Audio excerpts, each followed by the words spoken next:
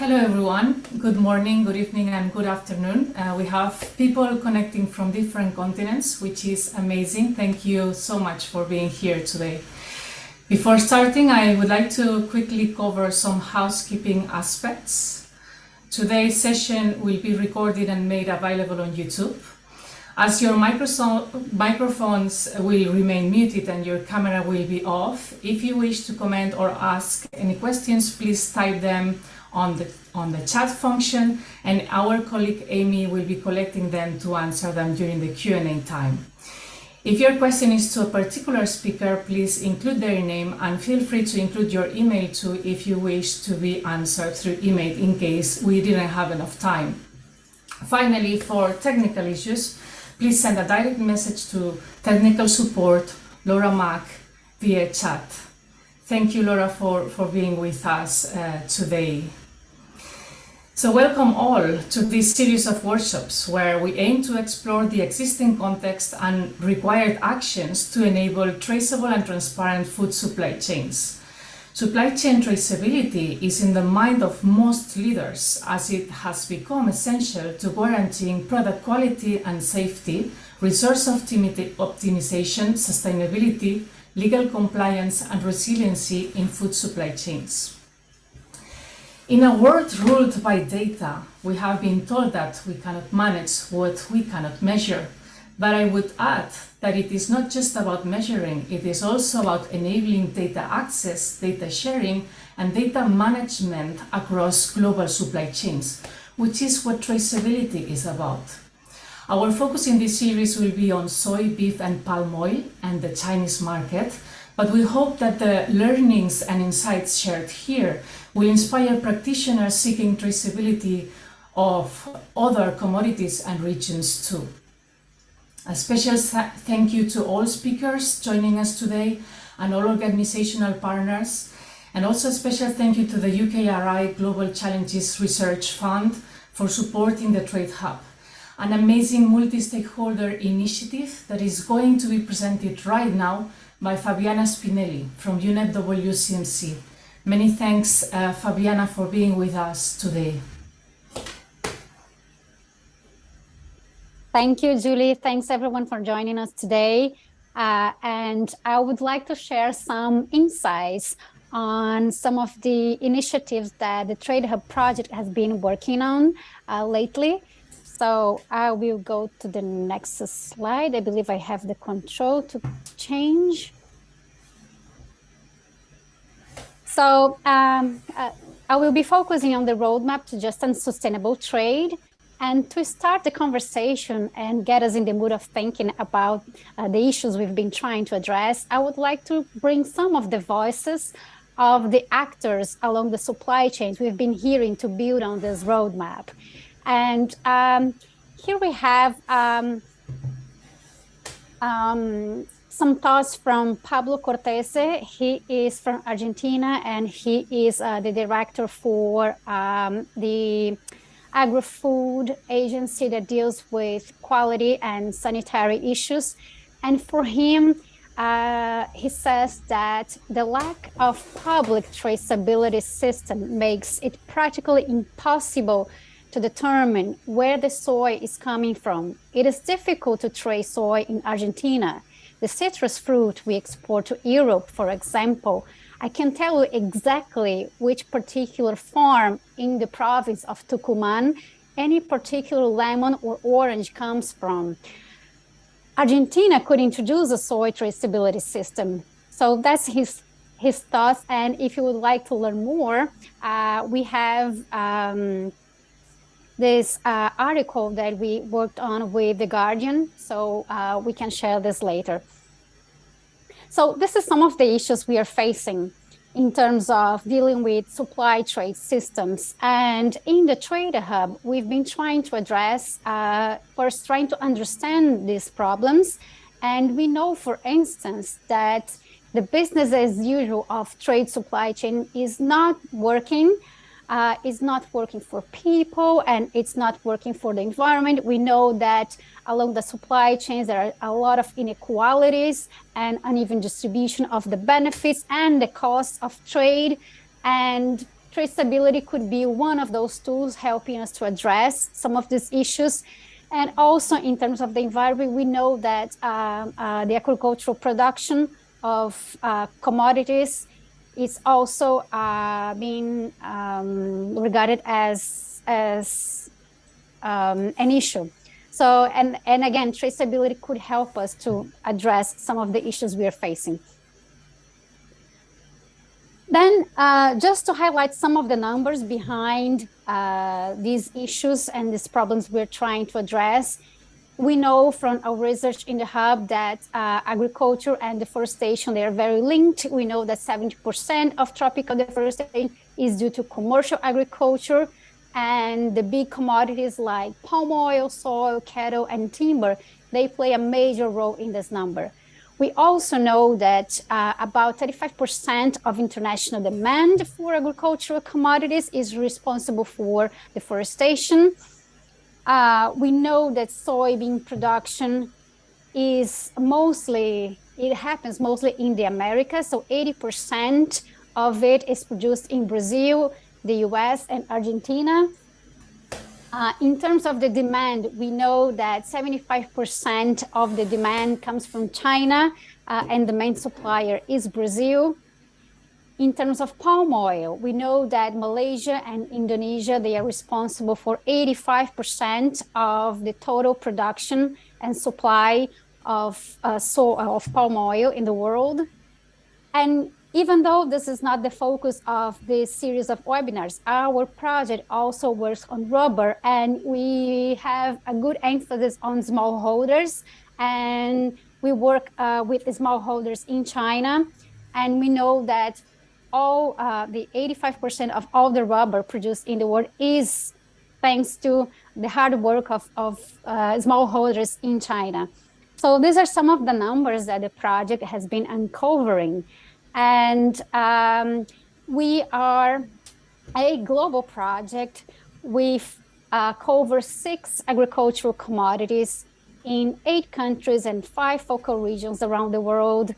We have over 150 collaborators spread through 50 institutions across the world. And Brazil, our focus is on soy. In Central Africa, we have a different focus. It's about wildlife and the meat coming from wild animals. Tanzania, we work with coffee. In China, we've been working with soy, rubber, bamboo, rattan, and rubber. And Indonesia, we pretty much focus on palm oil. So this is about the Trade Hub project, who is being part of this initiative. And then what is the solution we are proposing? So we're presenting this roadmap to just and sustainable trade, which it is meant to provide different paths for different groups of actors across the supply chains to take action and achieve a vision of just and sustainable trade. And then we have our vision, and our vision, it means that trade needs to respect planetary boundaries and promote well-being of all within the trade system. There is a lot of research and consultations behind this vision statement. So although it looks simple, it has a lot of research and a lot of thought that we put into that. And then to achieve this vision, we have identified 5 tracks of actions that these actors should be taking so that we could achieve this vision. And one action track is about consumption. So we are looking into addressing overconsumption, underconsumption, and looking into ideas of circular trade, circular economy. This work has been led by our partners in the Chatham House.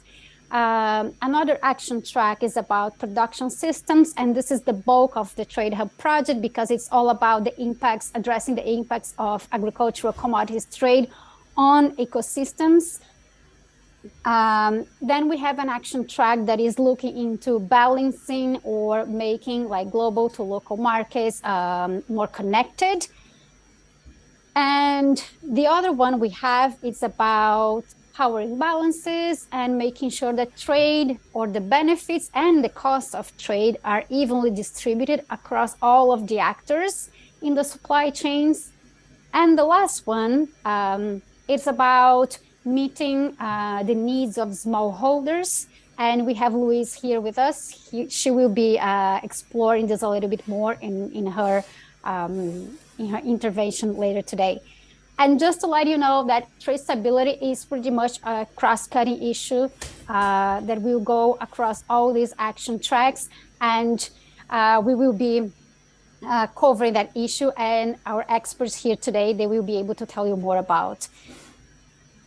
So I just learned I have just a few minutes left, so I'll go very quickly through our approach. So this is evidence-based. We're bringing all the research of the Trade Hub. We are using a system change approach. We also are including as many voices as possible, making consultations in all the countries we work with. We are making this targeted because we are identifying the actors who can influence the actions that need to be taken the most. And we are going to have the roadmap presented in a multimedia content way.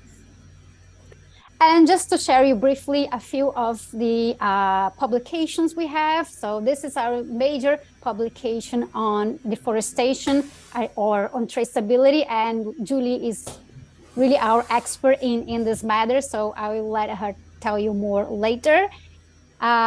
We have this other one looking at policies of soybean in China. And even though I mentioned that the rubber is not the focus, this is just to illustrate that we have work in terms of smallholders and gender in rubber in China, and also bamboo and rattan. So this is some of the publications you can learn more. And I think that leads me to an end of my presentation. So thank you very much. And if you have any questions, I'm hoping I can help you answer them. Thank you very much, Fabiana, for letting us know more about this amazing multi-stakeholder initiative, the Trade Hub, which is aiming to make global trade more sustainable for people and the planet, right? In an inclusive way. I encourage everyone to check all the resources available on the Trade Hub's website, which maybe we can share in the chat. And now Daniel Silva, conservation specialist at WWF Brazil, will remind us the importance of traceability in the food industry.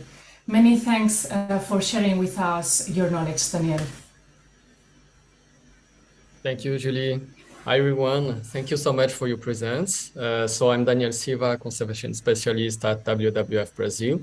And today I will speak really briefly about why traceability is critical to ensure sustainable supply chains, and also why it is beneficial for everyone. Next slide, please. So first, what is traceability? So traceability is the ability to track the product's origin, also the history and the quality, by assessing critical information across the supply chain through a system. So basically, the system must answer the who, the what, the where, and also the when question across all the supply chain. So the system can be used together with other information to assess the compliance regarding some specific requirements. These requirements can be, for example, the legality aspects. Next slide, please. So why do we need transparency, an important element of traceability? First, because the buyers have the right to know what they are consuming or trading. This is the first point.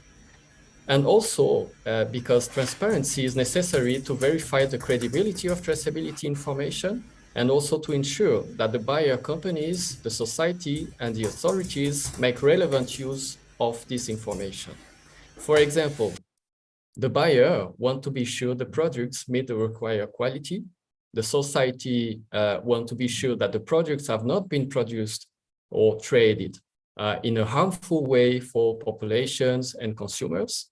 And also the government simply want to ascertain that the legality has been respected in the territory. Next slide, please. So now, why traceability is necessary to achieve sustainable production and trade? Because agricultural commodities expansion is the main driver of natural destruction, and also is associated to human rights violation. We will have some presentation about that. We have also land conflicts with traditional communities, indigenous people, and we have invasion of conservation units. So traceability allows to pressure the companies to produce, to trade, or to buy commodities in compliance regarding sustainability requirements. And this is evident. We have different investigative reports that show that no company wants to be associated with human rights issues or natural destruction. So traceability is the best tool to clean the supply chains. Next. So why traceability is an opportunity for companies? So we need to change the idea that transparency is the enemy of business. A transparent control to the origin will allow different elements. The first one is to verify the legality of the projects, to avoid reputational risks of companies on being associated to illegalities, to human rights violation or nature destruction, to prevent from sanitary risk in the supply chains, to reduce their carbon footprint and contribute to meet the target of 1.5 degree future. And this will also allow to reduce the food security risk, because we have different studies that already show that conversion led to a loss in agricultural productivity, this by having an impact on regional or local climate. And finally, traceability allows market opportunities, because traceability attends the increasing demands from the market of having more control of commodities origin. And these demands are representing an ever-growing market share. Next one. So what should be a robust traceability? The first and very important point is that traceability must be applied to the farm polygon for all the suppliers and in all territory or sourcing territory, because the risk is everywhere. We have, for example, illegalities, socio-environmental issues, or sanitary problems that can occur, and mainly occur at the very first level of the supply chain. So this is very important. Also, traceability systems should allow companies to attend the market demand, and of course, in alignment with the Accountability Framework Initiative. They should be publicly transparent, use accurate data and systems, and should be cheap for the producers and the buyers. Also, all the supply chain stakeholders should be involved in traceability initiative. This is a very important point also. And finally, we can say that traceability and compliance should be verified by third-party audits, which would be publicly and freely available. Next. But is traceability doable, and does it already exist? Yes. We have big traders and meat packers that mention that they are progressing in traceability to the farm level, and this for the direct and indirect suppliers. So we have great progress. And also because large-scale traceability is already provided by different mechanisms or initiatives, and for various commodities, and it seems that they are not so expensive. Next one. So the important question also is about how can buyer companies support traceability. We have different points, and the first one is by making a robust monitoring and verification to the origin a condition to access markets. Also by supporting large-scale and relevant traceability initiatives in producers' countries. And also by supporting incentives for the suppliers that will implement and support traceability process. And I will conclude by saying that we are in a favorable momentum to support the control of origins, because the traders will have to provide soon traceability to the plot of land for all the volumes placed in the European market to attend the European deforestation regulation. So this momentum we will have to take advantage of that, and the companies can take advantage of that. Thank you. Thank you so much, Daniel, thank you for sharing this vision. And we need indeed to trace to the farm level with collaborative solutions that are cost effective and guarantee the accuracy of traceability data indeed. Thank you. I'd like now to share a few insights about the benefits from traceability for food companies and the success factors for effective implementation. These insights are based on a review and a research that we did last year as part of the Trade Hub. Next slide, please. First of all, I'd like to remind the difference between product traceability and supply chain mapping, right? Because tracing a product is recording its journey as it travels across the supply chain, recording data on locations, product features, actors involved, and any other relevant data for the purposes of the traceability, which, for example, could be ESG-related data to better manage the impacts and risks associated to production, but also to some processing stages that might be very carbon or water intensive, right? Next, please. By contrast, mapping a supply chain is reverse engineering.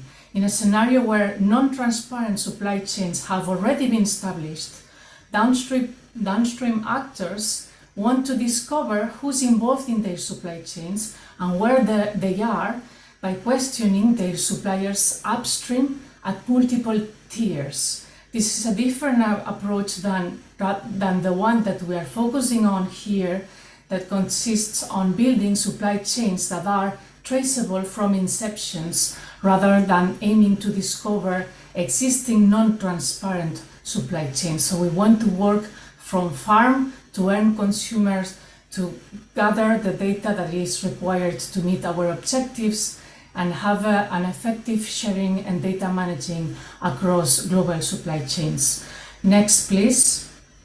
Historically, one of the main drivers of traceability was food safety regulations.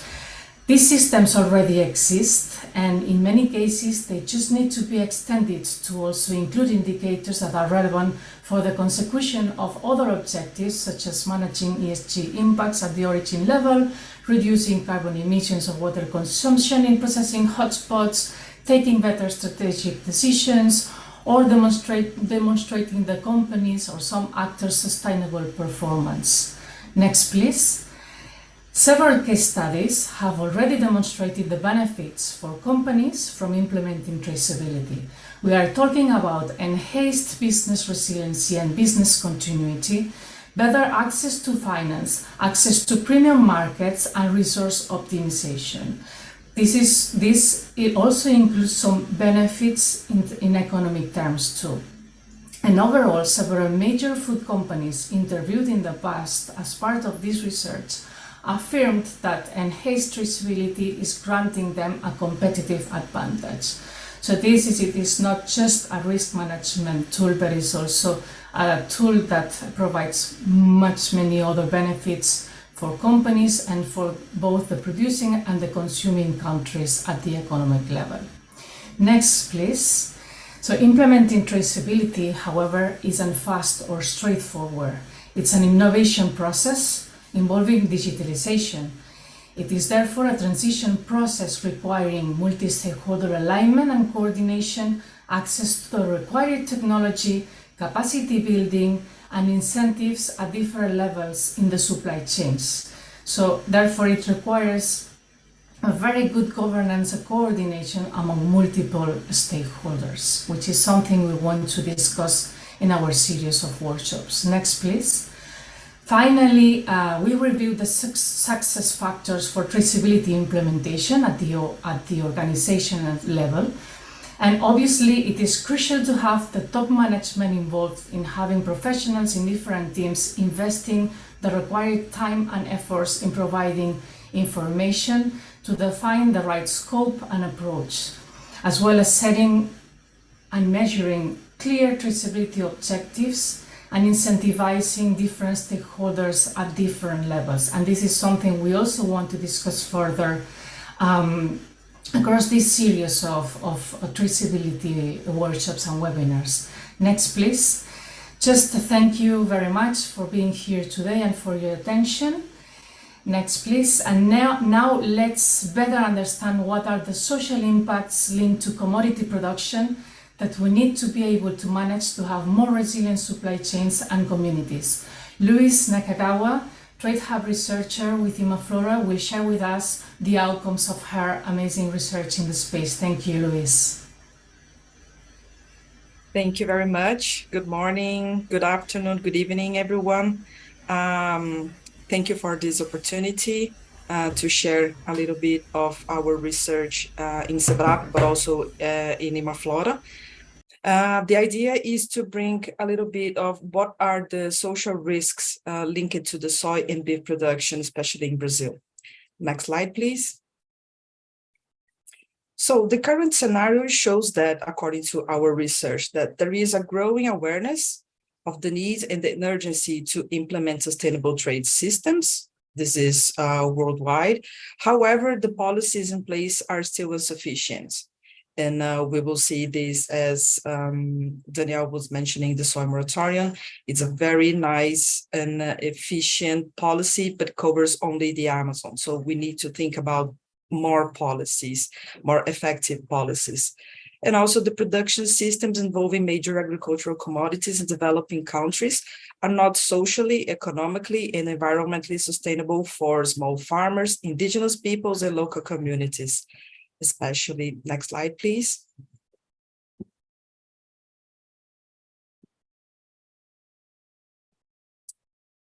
So what are the risks in soy and beef value chain in Brazil? Next slide, please. The Trade Hub findings, and not only the SEBRAP and Imaflora, but of course other colleagues from IIS, WWF Brazil, also GPP at ESALC, the USP, the University of São Paulo. We have been working for more than 3 years on this topic. So those are a few findings. The first one is that although the positive effects generated by the soy, the benefits are not accessible to all the surrounding population. So of course, you will find a very positive cases of soy production in Brazil with a good social indicators, but this is not the reality in the municipalities surrounding those cities. We have several examples, especially in the Mato Piba region. The second point is the social indicators in soy-relevant municipalities in Brazil show that the positive effect of soy production is limited when it comes to reducing extreme poverty. You can find a lot of articles showing that we have an improvement in GDP, for example, in the income, but this is not in all the soy-relevant municipalities. The only point that we can see a pattern and standard in the improvement is to improve the extreme poverty. So you can see the social indicator reducing the extreme poverty. The third one is the large areas of soy cultivation. The unemployment rate is higher. We have an article, a report published in Trade Hub website. So I also invite you to take a look. And another one, the soy production is a masculine activity. So in Brazil, women participation is only 11 to 14%. So it's still a very masculine activity. Smallholders cannot compete equally with big producers. The soy value chain excludes smallholders. So it demands a lot of technology. It demands a lot of money input. So not the small farmers, or sometimes the medium farmers are allowed to produce soy and have a good productivity and a good profit. The soy cultivation leads to concentrated land ownership and higher land prices. It tends to expand income inequality. As soy production is expensive, it forces small farmers to lease or sell their properties and move to urban areas or new forest frontiers. There is a massive migration dynamic in this case. The soil expansion has been involved with land, but also border conflicts in Brazil, especially in the Cerrado, and also with negative effects on human health because of pesticides use, of course. This is very, very common in the region of Mato Grosso, one of the biggest soybean producer in Brazil states, in terms of the state. And the monoculture of soy has exacerbated food insecurity in producing regions. So that's why the traceability is so important, because we could avoid all of, or at least reduce all of these impacts. Next slide, please. But taking a look on the beef value chain, the scenario is a little bit different. So according to the last agricultural census, the family farming corresponds to 76% of properties with cattle ranching in Brazil. So the cattle production has a very important, a social importance, especially to smallholders in the Amazon. Of course, in the Cerrado, but in the Amazon, this is a big deal. However, livestock has been used as an excuse, sometimes a reason, for land grabbing in public lands. Again, this is very common in the Amazon. You have a public land, the state is the owner, the government is the owner, and it's very common to have a movement of invading, occupying those lands and deforesting, and then putting cattle, and then those farmers or those groups can claim for the land. This is a very common movement in Brazil. And the beef value chain is linked to the invasion of indigenous people, quilombolas lands, again, especially in the Amazon. So we have a few or some protocols that are trying to cover this indigenous indigenous land invasion, but still is not sufficient. And in Brazil, it is still very common to find slave labor and other human rights violations related to livestock, unfortunately. Next slide, please. And trying to bring a little bit more in terms of what could retailers and importers do to change this scenario. First one is to contribute to the enforcement of national and subnational instruments of command and control. Request companies or actors' social and environment commitments supported by civil society and governments. The soy moratorium is one of them, but we also have the monitoring protocol for cattle suppliers in the Amazon. The third one, negotiate with companies, actors that respect value and promote just and sustainable trade, halt investments and financing of activities that impact negatively on forest conservation and put at risk the livelihoods and human rights, offer training and capacity building to smallholders as they depend on knowledge, networks, visibility, and capacity for to compete and get access to technical and financial support. And finally, co-create with those smallholders to integrate their interests, priorities, and needs on a more inclusive standards. Next slide, please. And from my side, that's all. Thank you so much. I will be available to respond and answer all your questions. Thank you.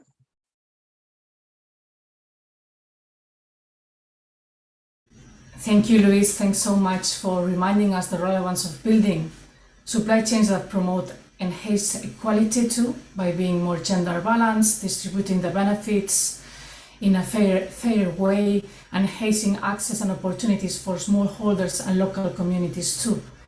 And this is something that actors downstream should be looking at too. So now André Vasconcelos, Global Engagement Lead at Trace, will remind us the striking figures of the vast environmental impact provoked by commodity production globally. They have a very interesting tool that is informing all of this data. Thanks so much, André, for being here today with us. Thanks, Julie, and thanks, everyone. I was asked, and first of all, good morning, good afternoon, and good evening to everyone. Yeah, so I was asked to talk a little bit about the environmental risks associated to commodity production. And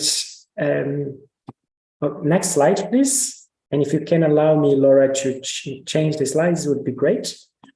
So it's impossible not to talk about deforestation in that scenario, especially because deforestation or agriculture expansion is by far the main driver of deforestation, land use change in the world. Next slide, please.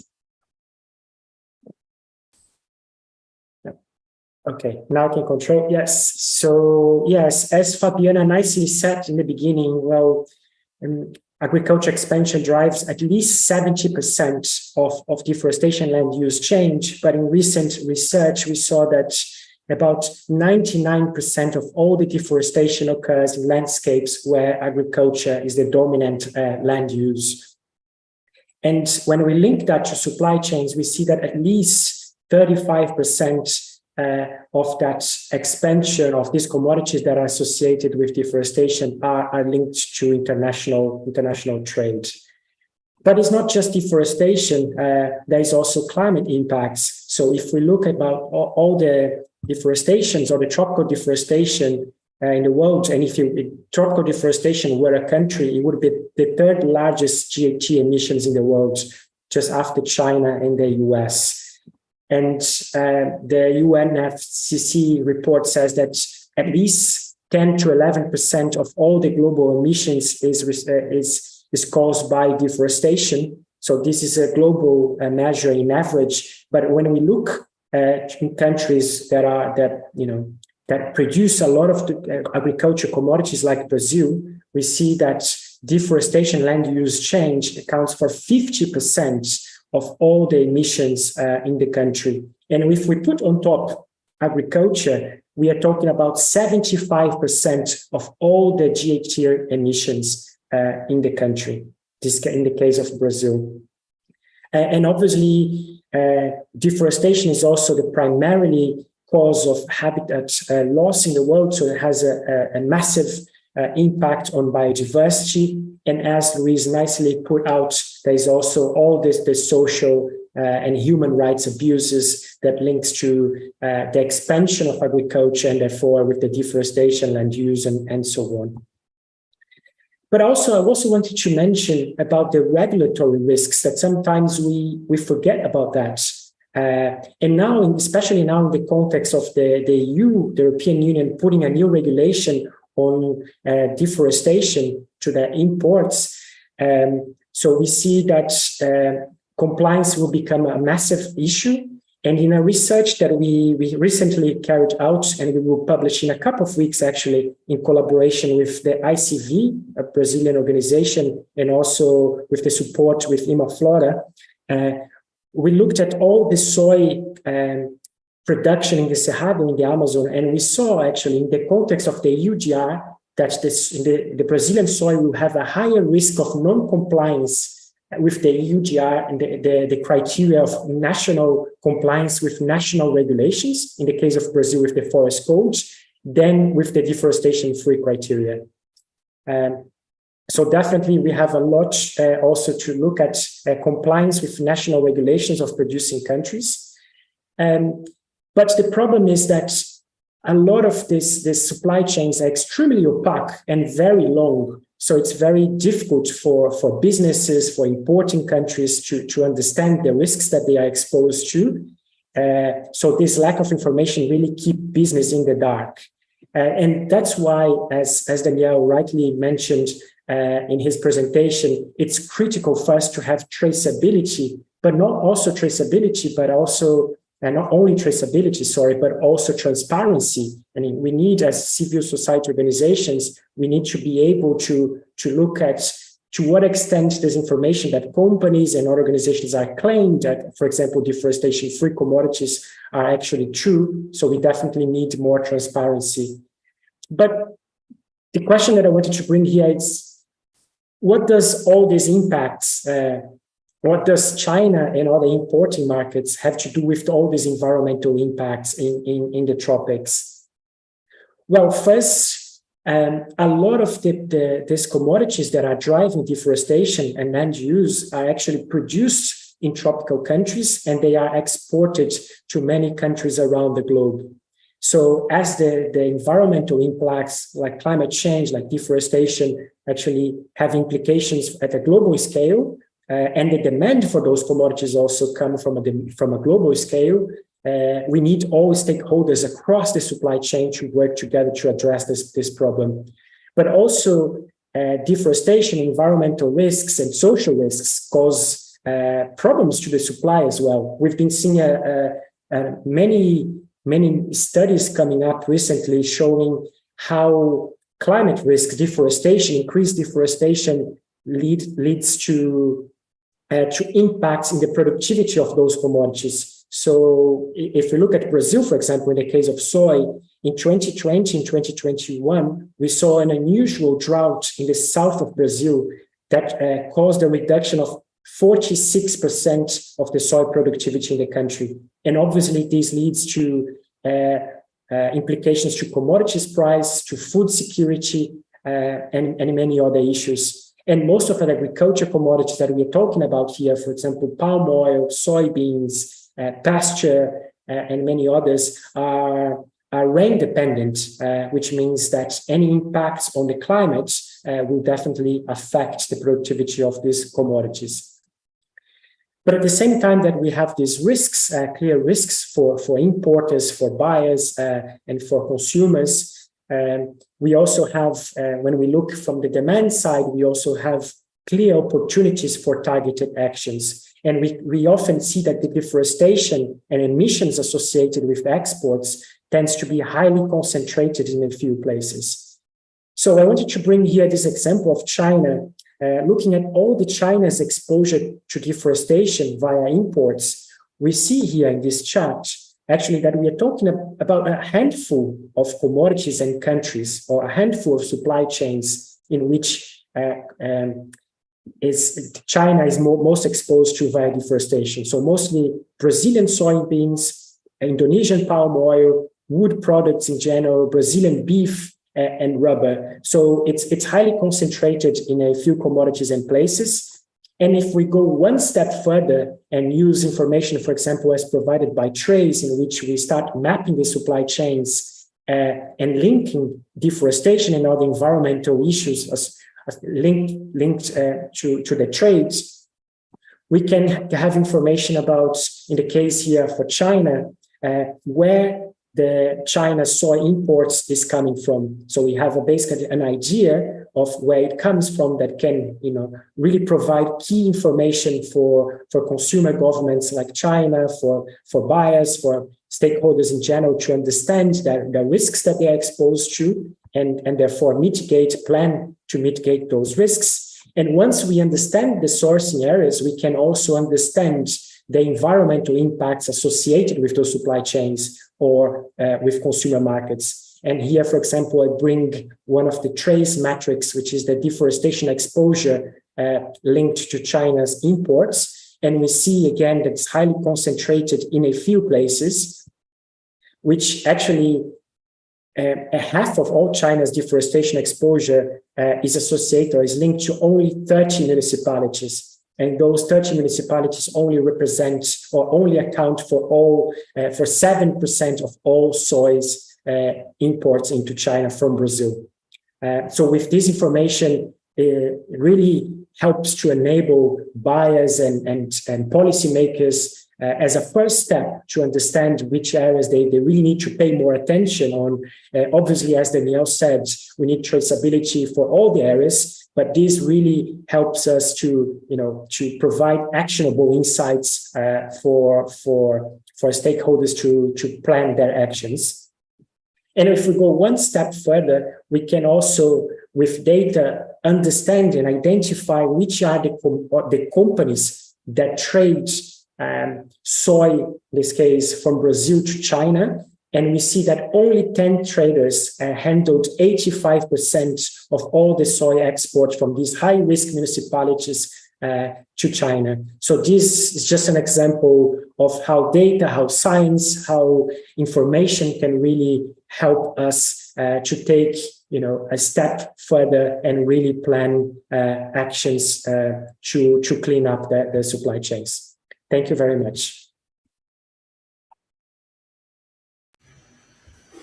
Thank you. Thanks, Andre, for reminding us how environmental impacts such as deforestation and conversion, which are driven by agricultural expansion, are in turn factors that put at risk the continuity of agricultural production and the food sector's resiliency and food security in consuming countries too. And this is why we are trying also to engage the actors downstream in supply chains in consuming countries to pay attention to these environmental impacts that have negative impact also in the food industry and food safety, as deforestation, conversion and land degradation contribute to climate change, and climate change reduces land production. Thanks so much again. And after reviewing the impacts linked to soft commodity production and to close the round of presentation of this first introductory workshop in the series, we have with us Rodrigo Bellezoni, public policy specialist, who is going to share the details of an amazing initiative taking place in Brazil called Selo Verde. Rodrigo will highlight the relevance of developing governmental traceability systems to facilitate the cost effectiveness and universal access to traceability. Thank you, Rodrigo. Hi, thank you, Julie. Hello, everyone, and thank you for joining us today. And I'd like to thank UNEP and WWF for inviting the Center for Territorial Intelligence and also the Federal University of Minas Gerais in Brazil to take part in such an important discussion. As Julie said, I'm going to talk about Selo Verde, which is a public policy in place in Brazil, particularly in the state of Pará. Pará is a very important state in terms of production, cattle production, and it's located in the northern portion of the country here in Brazil. So it's very relevant in terms of fighting and combating deforestation in a jurisdiction scale. So I'm going to bring some technical aspects of this initiative, which is freely available online. You can go into Selo Verde's website and see how it works. I'm going to show you a few slides, but you can go there by yourselves and navigate it through this too and see their features. I think it's not working here. Could you please? Yes. So Fabiana and other colleagues mentioned today early on about some limitations of private monitoring and certificate systems. This slide is just to show us, to remind us some of these limitations and the reasons why we need more governmental initiatives or public policies towards transparency and traceability. So these private schemes or certification schemes rely on information provided by companies and farms, and it sometimes lead us to adverse selection biases. You can pass to the next slide to the end, please. Hello, next slide. Yeah, go ahead. They usually have limited access to key government data, which is a very important point to, have these cooperations between universities or research institutes with government to have access to these data and then come up with better and more complete solutions for these issues. And also sometimes it brings prohibitive costs for individuals and small holders. So it's a very important and significant part to take into account the financial part, the financial aspect of buying or hiring a company to provide you some compliance report. So these are the main reasons why we like advocating for public system like the one I'm presenting now. And this lack of transparency provided by private systems or certificates, it hinders the trust in the market. And we are promoting the transparency and traceability agenda for the opposite, to promote trust and belief through the supply chain. So because of these gaps, we decided to start developing a a system towards the government, a governmental traceability system, which is called Selo Verde. I'm going to show you some details now. Next, please. Next, please. Okay. In Portuguese, Selo Verde means green label. So it's a way of, labeling the level of compliance of every single farm in the state of Pará. And its goals is to support policies for sustainable agricultural development and fighting deforestation, not only in the state, but for the whole country. And it basically works by identifying the level of compliance of every farm in the state. And today, Selo Verde covers more than 300,000 farms only in the state of Pará, and also the Selo Verde in another state, Minas Gerais state. We have been covering so far more than 1 million farms in the state. So it's about 1.3 million farms already covered by this public system in place in Brazil. So it can identify the level of contamination of agricultural production, and it includes both direct and indirect providers in order to identify deforestation risk areas. And also it can be useful to help the governments to regularize the environmental registry, which is a compulsory instrument in Brazil for all farms. In Brazil, we have to have these documentation in order to be compliant with the forest code, the Brazilian forest code. Next, please. It's important that, okay, it's working now. Thank you. It's important to mention that this is a science-based platform. So all the methodology and the findings of Selo Verde they are available online. You can go online and look for these papers or for the tool itself, for the system itself, and then you find some publication like this one in Science, plus one, another one in 2020 in Science, and you can check for our methodology and provide us with some feedbacks or comments on it, and we'll be glad to take them into account and improve the way we've been doing this so far. So these are the foundations of the system. As I said, it's a public system towards the public sector. It's also universal. It covers many different stages of the supply chains, from the smallholders into large traders and international companies.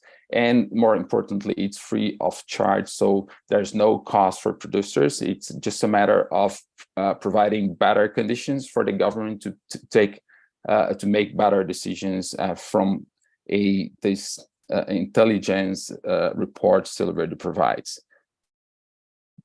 These are the objectives of the tool: obviously fighting illegal deforestation in Brazil, and also increasing transparency in supply chains and traceability of promoting traceability of agricultural production. It can be applied to many different commodities, and also it's based on our Brazilian forest code, which is the main environmental law for private farms in Brazil. Here on the right-hand side of your screen, you see the states where Selo Verde is in place today, the state of Pará in this dark green, and also the state of Minas Gerais here. And we are in process of implementing the tool in the state of Maranhão as well, and discussing about implementing in other states. And how does it work? It works like this.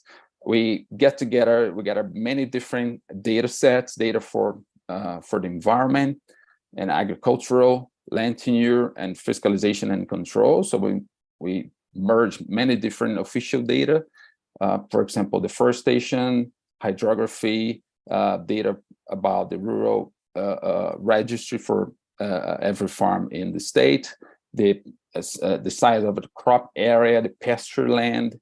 And in Brazil, we have these animal transportation permit, which is known as GTA in Portuguese, and it means this is a compulsory document that farmers need to bring with the animals they are trading. So we can, by using such an information, we can trace back the origin of the cattle in this case.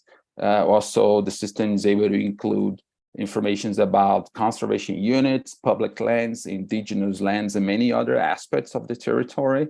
And of course, information about fiscalization and control. In this case, if it had some forced labor in that farm, seizures, embargoes, and fines, and so on. And then once we cross-reference this information with satellite image, with high-resolution satellite image, we come up with territorial intelligence report in a very visual way. We had two different outcomes. One is an intelligence report, when we can go through the report and look for the indicators you like. For example, the area of the farm, how much soil has been produced there so far, if it overlaps with indigenous land or public lands, and so on. This is one way of looking for the information you need. And the other way is navigating through our map server, then pointing your pointer there in the map on the screen and selecting the farm you like, and then you give the report the same way. So this is just one example of how it works to include both direct and indirect providers. In this case, for cattle, say this is the slaughterhouse one who buys from one direct provider. Every circle here in this figure means one farm. And for the green ones, they represent a farm with all the documents needed by the legislation here in Brazil, and also with no deforestation in that farm, identified by cross-referencing these official data with satellite information after a given cutoff date, right? So the green one is a legal one. It's a compliant farm here. So in this first case here, you have this direct provider, this compliant direct provider trading cattle with the slaughterhouse, and which in turn buys or trades from indirect providers, those here in the picture. So we can check the compliance for both direct and indirect providers by analyzing all the supply chain behind them. And the second case here, which is not compliant, because the direct providers are providing with no enough information or data, or with deforestation embedded, and hence the system can check for the compliance and certify that property. And we can do the same for commodities traded in bulk, like grains, where intermediate silos are a very important component of these. And then we can identify, and by identifying the geolocation for all the supplying properties here, we can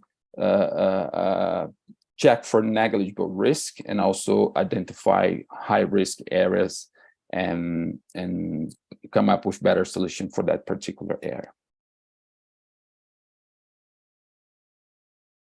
I'll just jump these just to show you that many different aspects of the territory can be checked by these two. And this is the tool. As I said, it's a public tool, freely available online. You can go there and access through this link. And then you have our map server there. You can choose any farm and click on the map, and then you get a report like this one. It will come in your screen right now. Okay, like this one. And then with many aspects of that farm, if it is compliant or not. And then just an example here. In this case, that farm was checked and identified as a not compliant farm because we identified this illegal deforestation, about 10 hectares of illegal deforestation, and also some embargoes and fines from the federal and also the state competent authorities here. So that's why the farm is not in a green status here, like allowed it to trade. So a slaughterhouse or soy traders or the business can go there and check the level of compliance for that farm, and not only the compliance for the farm itself, but also how they are connected to both direct and indirect provider in order to understand the origin of the product and the way that product across the supply chain. And of course, we have some challenges and opportunities for the two.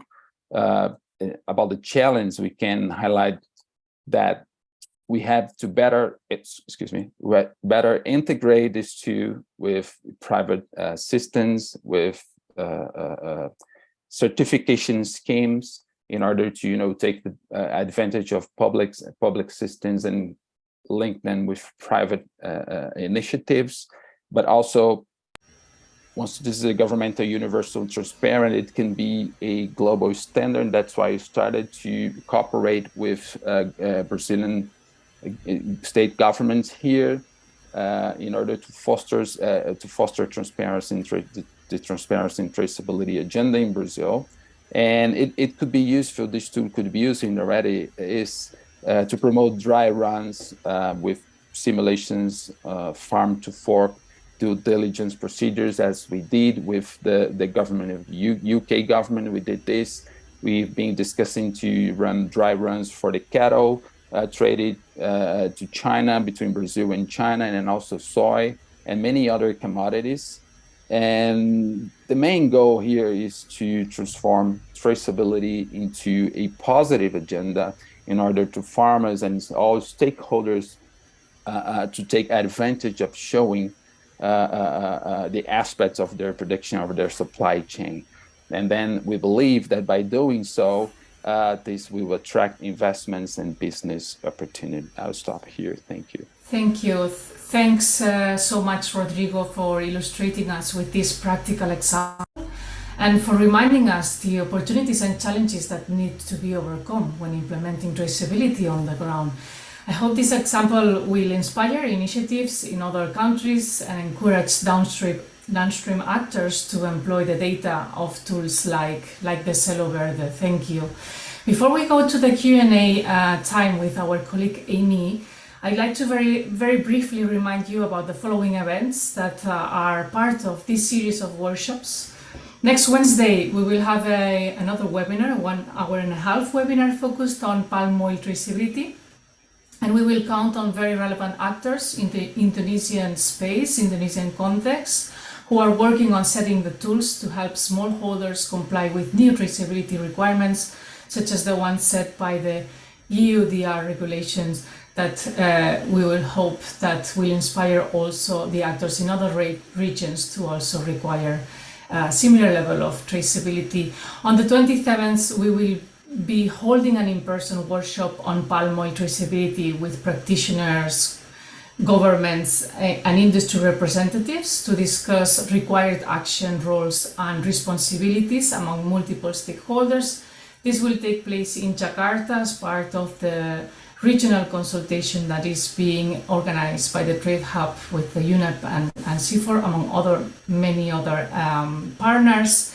And next month, we will be holding 2 more webinars, one on soy traceability and the other one on beef traceability, on the 16th and 23rd of October, respectively, to be followed by 2 in-person workshops that will take place in Beijing with Chinese industry and government representatives. You are all invited to join the online webinars that are aimed to set the scene. The registration link will be shared on the chat. And we will be very happy to consider also your interest in attending to the in-person workshops. If you want to send us an email, we can discuss your potential attendance in person too. Let's now jump into your interesting questions. I have seen many different questions on the chat. Some seem to have already been asked through the chat, but Amy will let us know which questions are still to be answered. Thanks so much for raising your questions. Thank you for the questions that have come in so far. I'll start from the top and work our way down. So the first question is for Daniel, and it is, what is your opinion on how companies should anticipate competition over getting suppliers as one of the possible consequences for supply chain transparency? Thank you, Amy. Well, really interesting question. I think that the company should create and support incentives for the suppliers to provide robust traceability. And we are not only talking about rewards. Incentives can be better access to the market, more recognition. And also companies can promote the importance of traceability among all the producers. I think that this is something really important to bring the fact that traceability is an opportunity for them, for the producer, but also for the suppliers. And maybe just another point, what we see is that when a company makes and implements more ambitious commitments regarding traceability and supply chain transparency, it sometimes becomes a champion.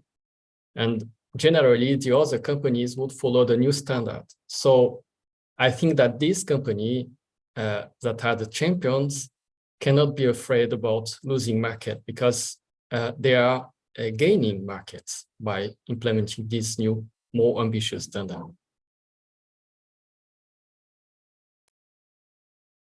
Thank you, Daniel. That's brilliant. We have another one for you. So in your opinion, how do you think we could create a cheap and affordable traceability? Who will bear the cost of this? Since the supply chain has several tier level of traceability, is it possible that we could share that cost?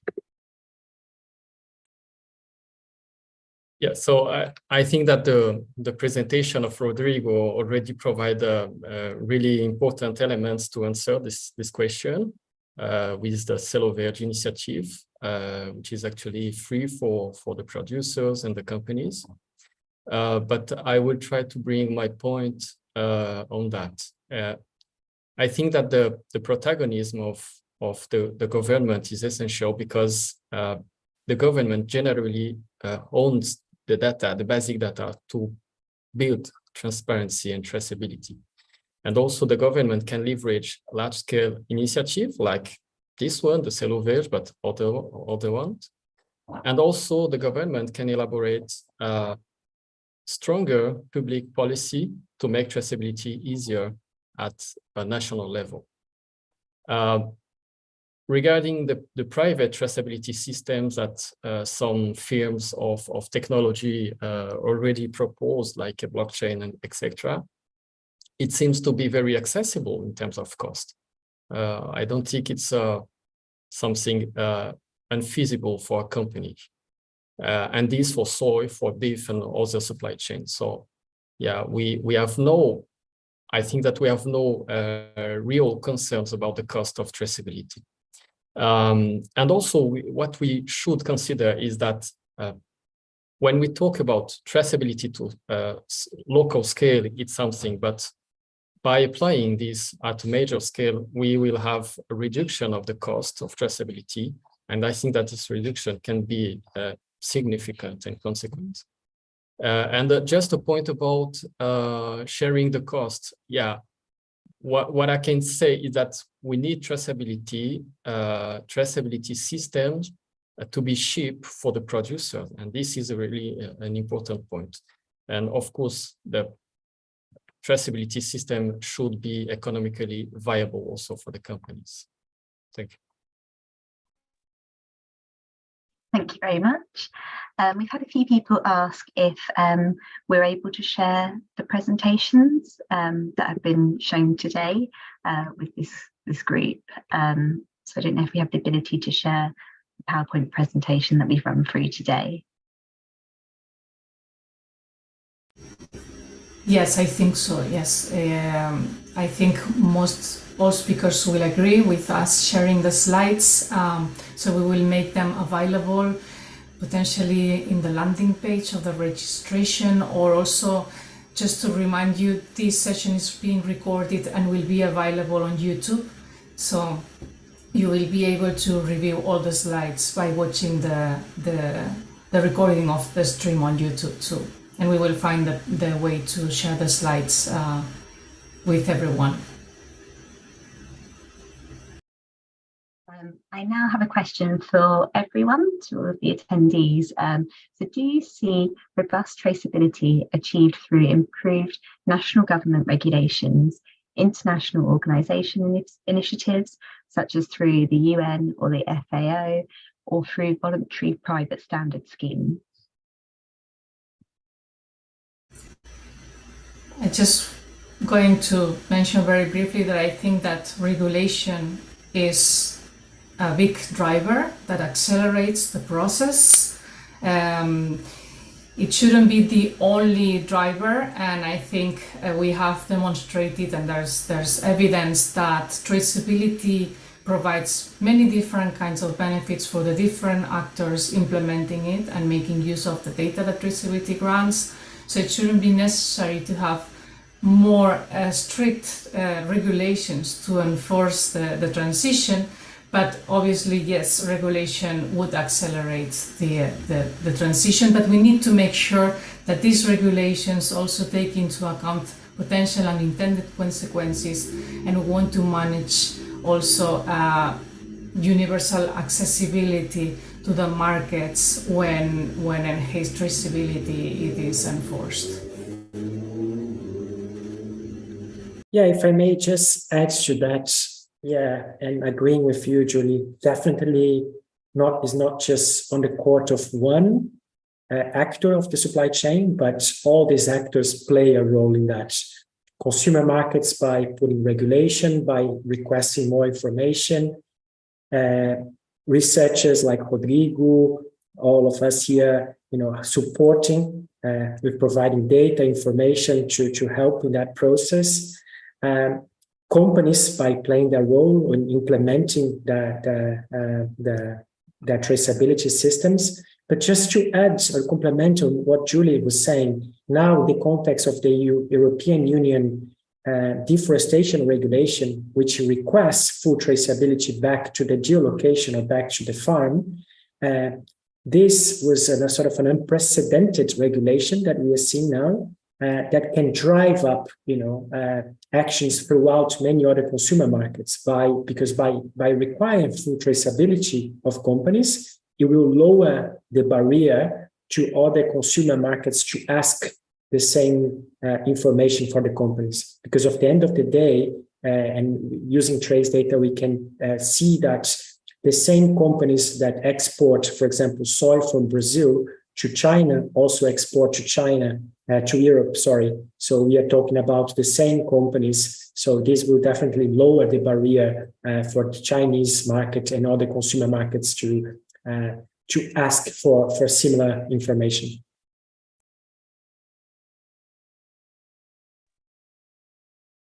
Yeah. Oh, thank you. Yeah, just to complement the answer, I think that the robust traceability can come from everywhere, since it respects the basic the basic principles that I have already mentioned in the presentation. But of course, I'm convinced that independently of private or public system or government or not, the local governments really must have a strong protagonism on traceability. This is really important. And of course, the idea is to have large-scale national traceability systems pushed by the local government. This is the idea. And just a point about the international regulations like EUGR. This regulation comes from the consumers and not from the government and the consumers' governments. The consumers is asking for such regulation. And they come just because voluntary standards and also local governments have failed to fight deforestation and also social issues linked to supply chain. So important point to note.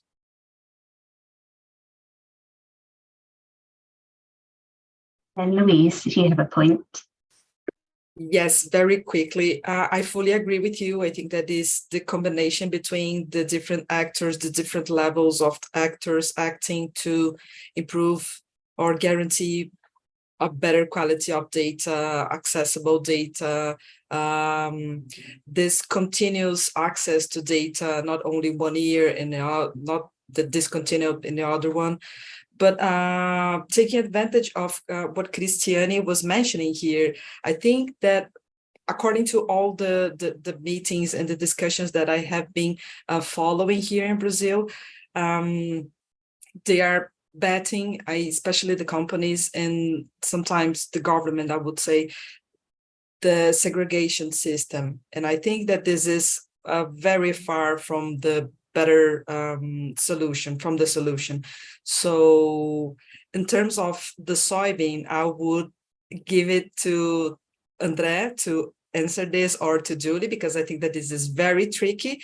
But in the cattle, in the beef value chain, the individual traceability, you can use the tag to trace the animals since the beginning, from the first farm to the meat packer to the slaughterhouses. So the segregation, it's creating a more exclusion, because if especially in terms of beef production in cattle, if I block that farmer, that producer that doesn't have access to regulate his area or to correct, or to address his passive, we would create a social problem. So we'll be more far from the solution. So the segregation, especially in the beef sector, I think that this is very tricky and dangerous, I would say.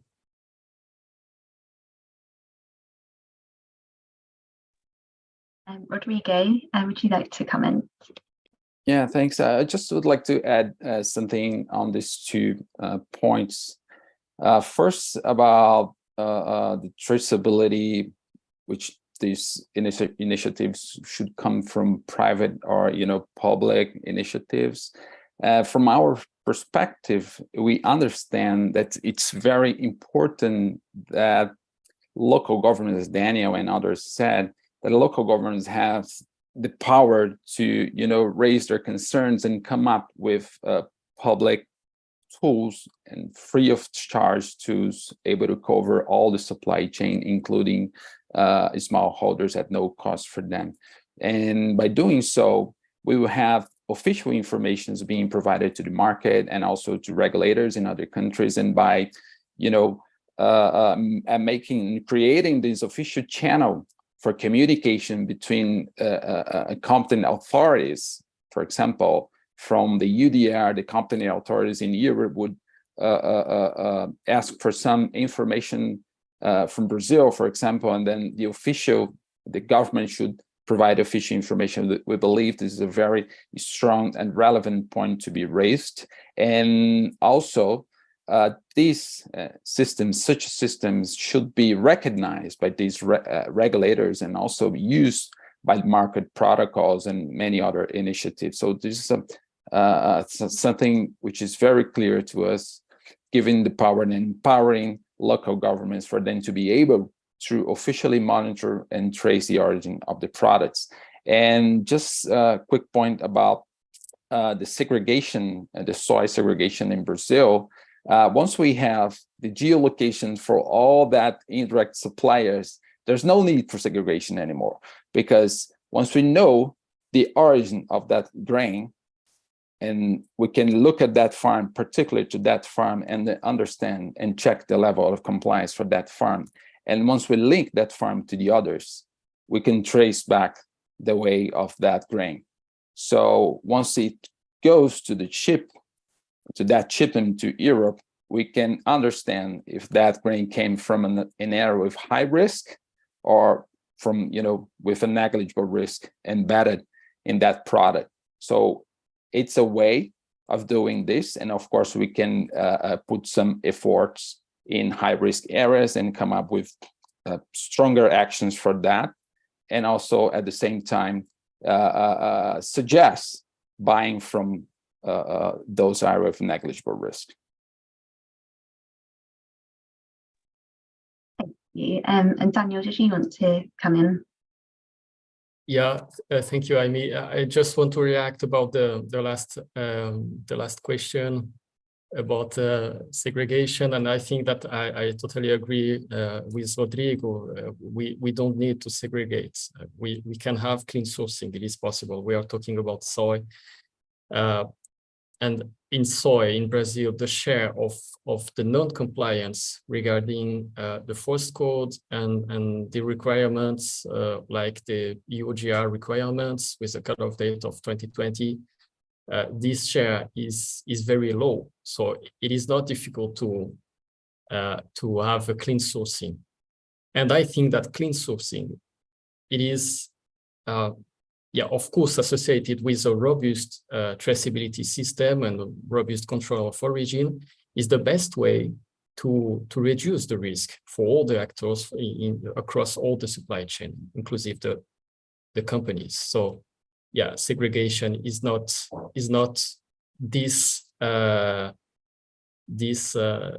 problem. We have to bring a clean sourcing in the whole supply chain. Thank you. And Julie? Yes, I just wanted to also very quickly add a note on the segregation aspect too. So from a technical perspective, it is true that conventionally, if we aim for physical traceability, it would involve segregation indeed. But nowadays, there's technologies that allow the digitalization or the tokenization of volumes of product, and then to be able to exchange information about these volumes of product linked to a specific farm, and then being able to buy deforestation and conversion-free volumes of product, that obviously it is not exactly the same as having a guarantee that that specific volume of product is deforestation and conversion-free, that I think it should be the aim. But as the colleagues said, once we identify what are the specific farms where the issues are, we can then act and enhance and increase the volume of product that is compliant with these standards. Thank you.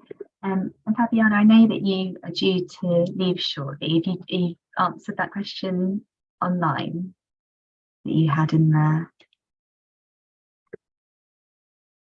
I've answered it. Thank you, Amy. Yeah, I was trying to reply to the chat, but just very briefly, yeah, it is true that beef is not one of the commodities that we focus in the Trade Hub project.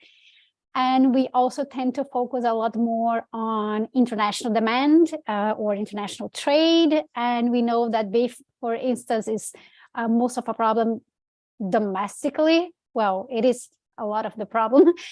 But still, we have some of the researchers that do work on soy and on beef and could perhaps provide some insights on that. And they have been helping us in terms of providing inputs to the action tracks.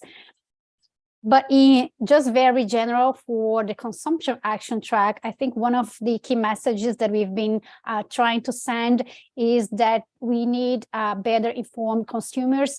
And that sounds very obvious, but we still do have a lot of work to do on that. And through the work that we've been doing with the smallholder communities all over the countries we work with and with the different commodities, one of their requests is that they would like to have a more direct channel of communication with the end consumer so that they know what it takes to produce, they know the struggles of the farmers on the ground and what they have to do in order to produce the food that the end consumer puts in their mouth. So that's what I would like to share. Brilliant. Thank you so much for getting that answer in before you were due to leave. Thank you. We have another question for Andre specifically. So you touched upon the risks associated with complying with national regulations. More specifically, when you were speaking about EUDR and the Forest Code in Brazil, we'd love to hear your thoughts on how the private sector and government might collaborate to effectively implement the Forest Code.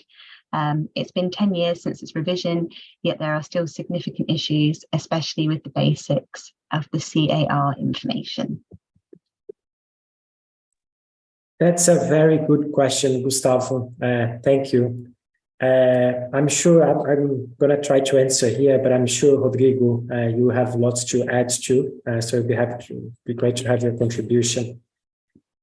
So in that scenario, Gustavo, especially of the UDR requesting through the Article 3A deforestation-free commodities, but the Article 3B, which actually that the commodities are produced in compliance with national regulations, and in the case of Brazil with the forest codes, I think it will spark a chain of reactions, a reaction of chain, I don't know what's the right word to say here, a knock-on effect, let's say. So, because right now, what we are just about to launch a study looking at all the soy production and compliance with the forest code in the Amazon and the Cerrado.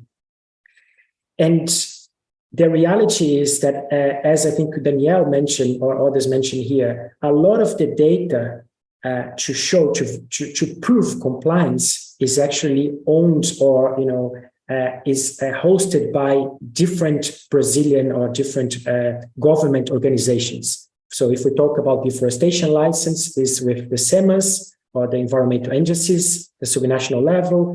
If we talk about, for example, PRA, CRA, this is in different bodies. And what we saw is that right now, it's impossible to verify compliance at a scale at a national level. So the companies will have a really hard time to prove that their supply and imports or exports to the EU comply with all the different elements of the forest codes.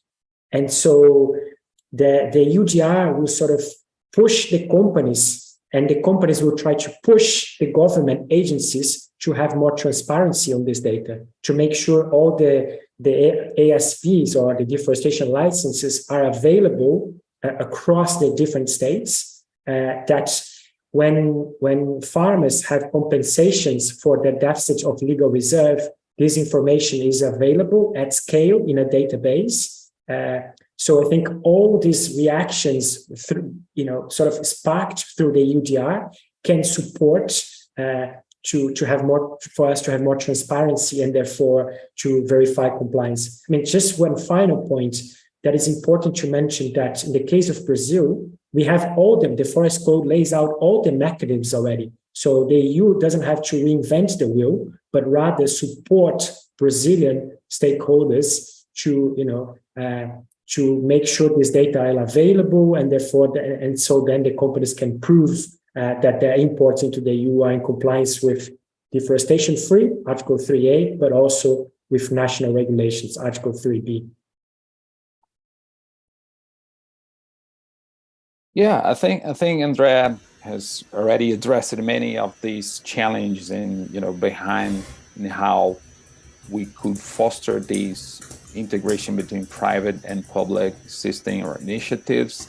I would say that government have access to official data. This is a very important thing, and sometimes the private sector does not.